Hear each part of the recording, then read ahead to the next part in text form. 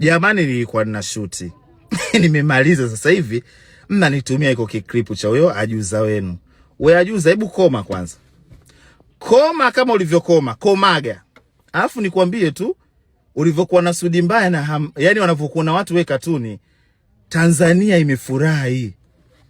Watu hawakupendi. Hebu soma hizo comments kwanza. Pitia hizo comment alafu ndio utajijua cheo chako. Wanakuona kama za mwamwa, hamnazo, wanakuchallenge. Eti sisi tuache shughuli zetu kuongea, tumekuongelea, tumekujibu kile ambacho wewe umefanya.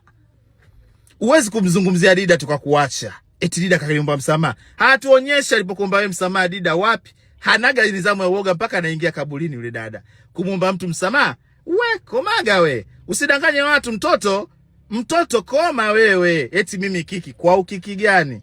We mtoto cheza unapochezaga we. Hizi namba nyingine. Cheza unapochezaga. Hey. Kwanza tumefurahi hatari. Nikwambie kama ulikuwa ujui.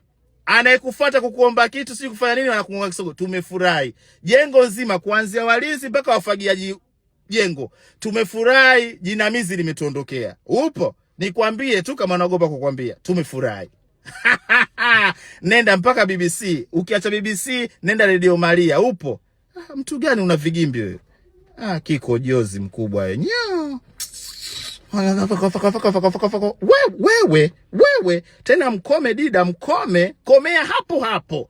Kama wewe bipolar, mimi bipolar. Yaani tutakuta unavyotaka ndio tunavyotaka sisi. Yaani wewe unavyotaka ndio sisi tunavyotaka. Si upendi kuongelewa? Sasa mimi nitakuongelea. Nitamuongelea marehemu mimi hapa. Maruhuni mkubwa wewe. Kiko jozi.